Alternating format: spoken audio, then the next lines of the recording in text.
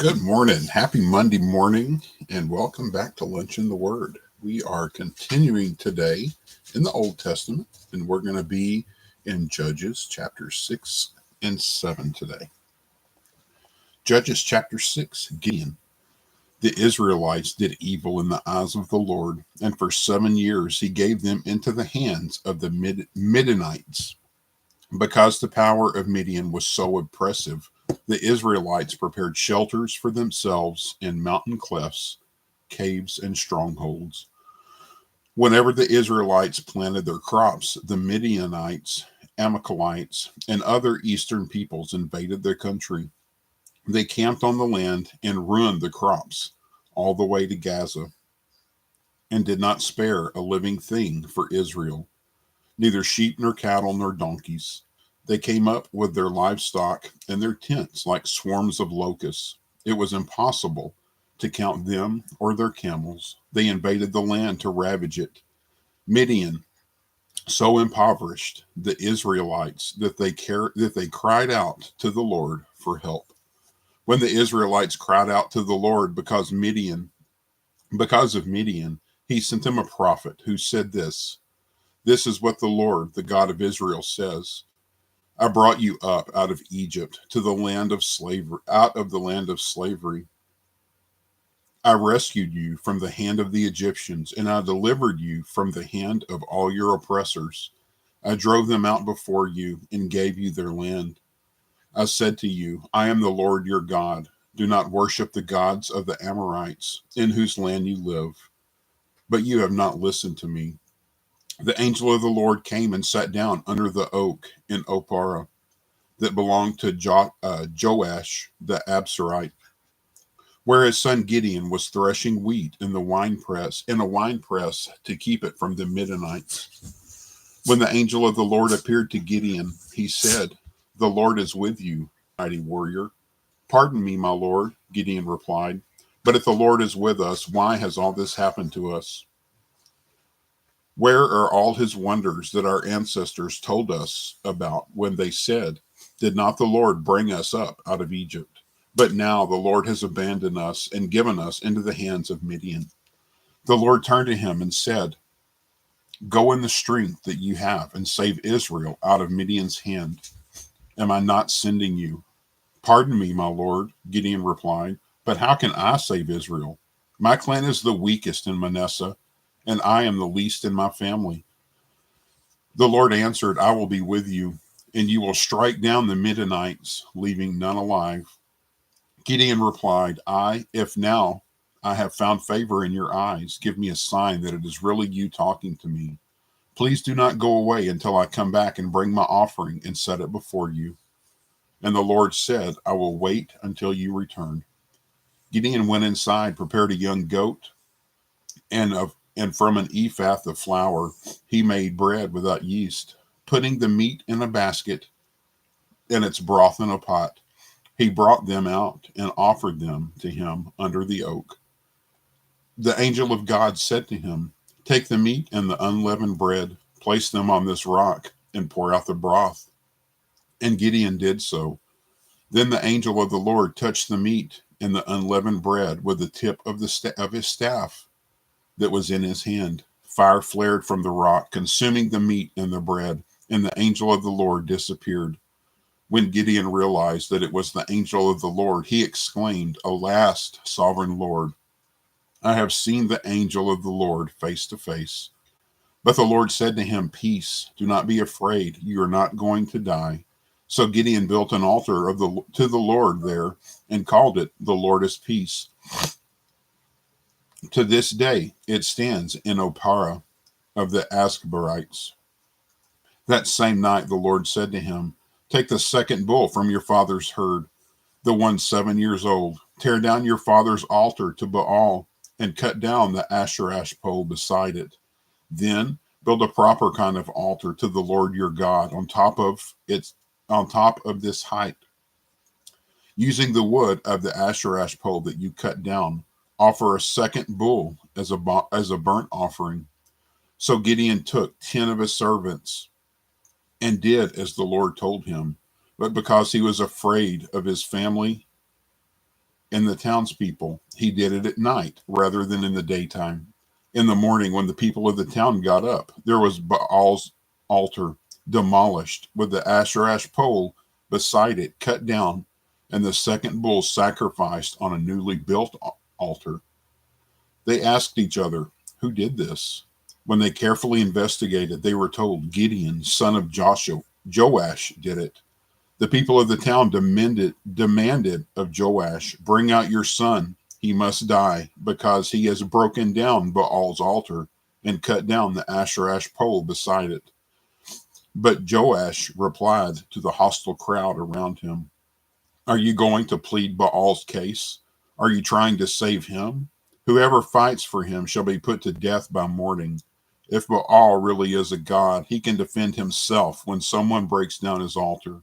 So because Gideon broke down Baal's altar, they gave him the name Jerub Baal that day, saying, "Let Baal contend with him."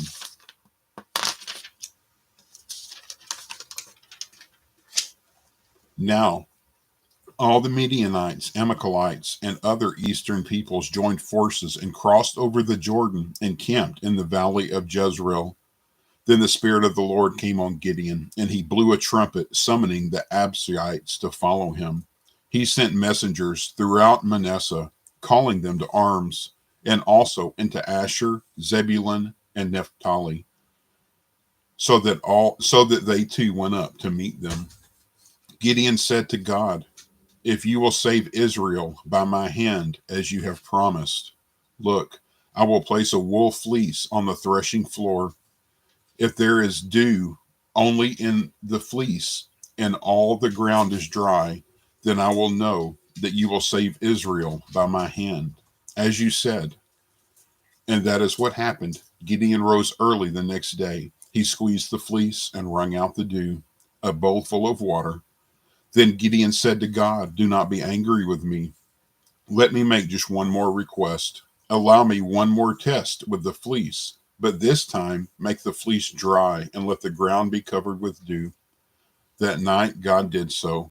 Only the fleece was dry, all the ground was covered with dew. Chapter 7, Judges. Gideon defeats the Midianites. Early in the morning, Jerubbaal, that is Gideon, and all his men camped at the spring of Harod. The camp of Midian was north of them in the valley near the hill of Moreh. The Lord said to Gideon, "You have too many men. I cannot deliver Midian into their hands, or Israel would boast against me. My own strength has saved me. Now announce to the army, anyone who trembles with fear may turn back and leave Mount Gilead." So 20,000 men left, while 10,000 remained. But the Lord said to Gideon, "There are still too many men. Take them down to the water, and I will thin them out for you there. If I say, 'This one shall go with you,' he shall go. But if I say, 'This one shall not go with you,' he shall not go." So Gideon took the men down to the water. There the Lord told him, "Separate those who lap water with their tongues as a dog laps from those who kneel down to drink." 300 of them drank from cupped hands, lapping like dogs. All the rest got down on their knees to drink. The Lord said to Gideon, "With these 300 men that lapped, I will save you, and give the Midianites into your hands. Let all the others go home." So Gideon sent the rest of the Israelites home, but kept the 300, who took over the provisions and trumpets of the others. Now the Lord, now the camp of Midian lay below him in the valley. During the night, the Lord said to Gideon, "Get up, go down against the camp, because I am going to give it into your hands. If you are afraid to attack, go down to the camp with your servant Purah and listen to what they are saying. Afterwards, you will be encouraged to attack the camp." So he and Purah, his servant, went down to the outposts of the camp. The Midianites and Amalekites and all other eastern peoples had settled in the valley, thick as locusts. Their camels could no more be counted than the sand on the seashore. Gideon arrived just as a man was telling his friend about his dream. "I had a dream," he was saying. "A round loaf of barley bread came tumbling into the Midianite camp. It struck the tent with such force that the tent overturned and collapsed. His friend replied, "This can be nothing other than the sword of Gideon, son of Joash the Israelite. God has given the Midianites and his whole camp into his hands." When Gideon heard the dream and its interpretation, he bowed down and worshipped. He returned to the camp of Israel and called out, "Get up! The Lord has given the Midianite camp into your hands." Dividing the 300 men into 3 companies, he placed trumpets in empty jars in the hands of all of them, with torches inside. "Watch me," he told them. "Follow my lead. When I get to the edge of the camp, do exactly as I do. When I and all who are with me blow our trumpets, then from all around the camp blow yours and shout, 'For the Lord and for Gideon.'" Gideon and the 100 men with him reached the edge of the camp at the beginning of the middle watch, just after they had changed their guard. They blew their trumpets and broke the jars that were in their hands. The 3 companies blew the trumpets and smashed the jars. Grasping the torches in their left hands and holding in their right hands the trumpets they were going to blow, they shouted, "A sword for the Lord and for Gideon." While each man held his position around the camp, all the Midianites ran, crying as they fled. When the 300 trumpets sounded, the Lord caused the men throughout the camp to turn on each other with their swords. The army fled to Beth Shittath towards Zereth, as far as the border of Abel Meloah near Tabbath. Israelites from Naphtali, Asher, and all Manasseh were called out, and they pursued the Midianites. Gideon sent messengers throughout the hill country of Ephraim, saying, "Come down against the Midianites and seize the waters of the Jordan. Go ahead of them as far as Beth Barah." So the men of Ephraim were called out, and they seized the waters of the Jordan as far as Beth Barah. They also captured 2 of the Midianite leaders, Oreb and Zeb. They killed Oreb at the rock of Oreb, and Zeb at the winepress of Zeb. They pursued the Midianites and brought the heads of Oreb and Zeb to Gideon, who was by the Jordan. So that's another 300 that we don't hear about as often, I don't believe. So let's take a look. Judges 6, 7, and 7, day 91.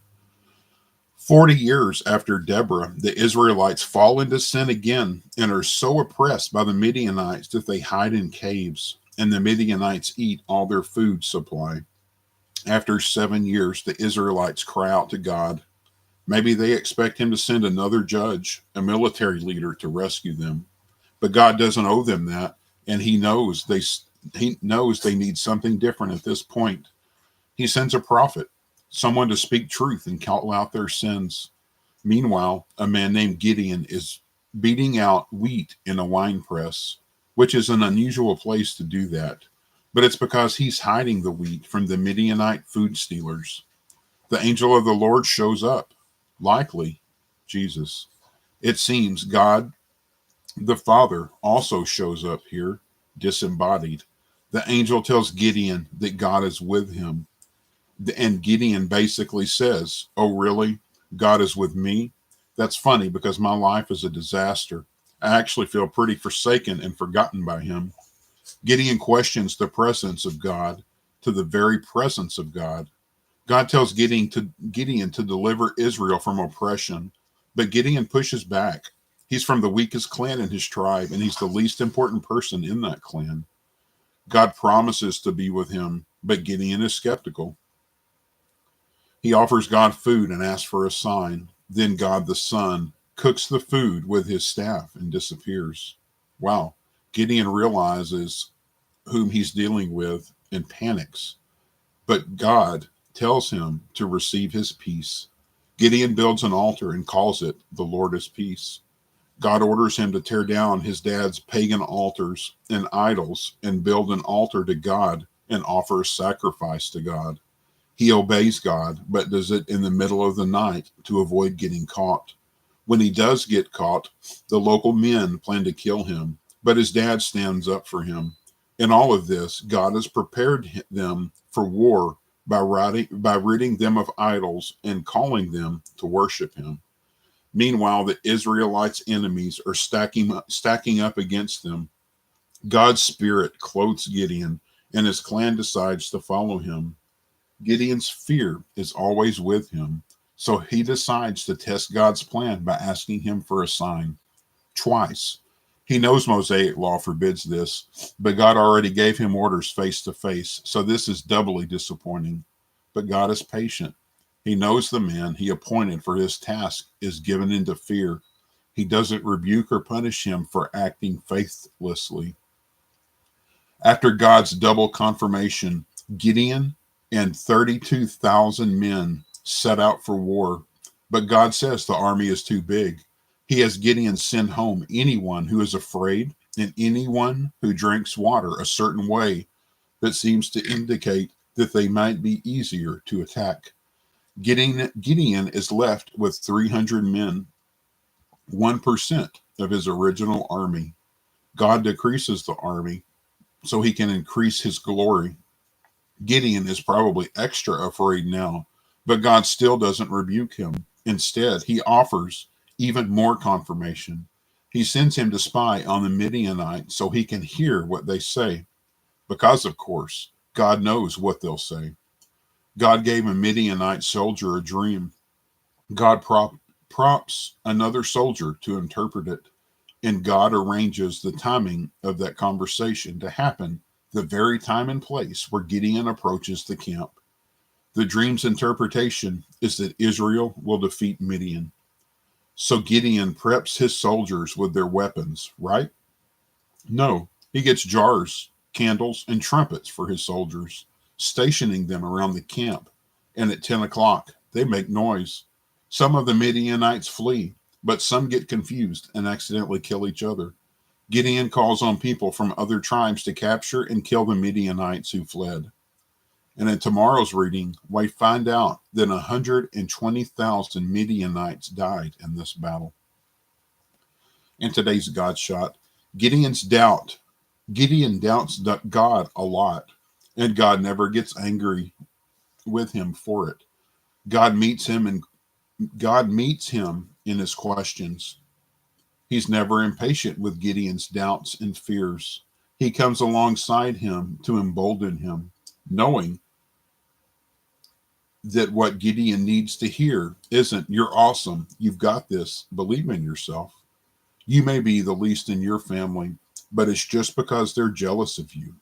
No, God needs to hear, no, Gideon needs to hear who God is. God doesn't counter Gideon's doubt by puffing him up with positive self-talk.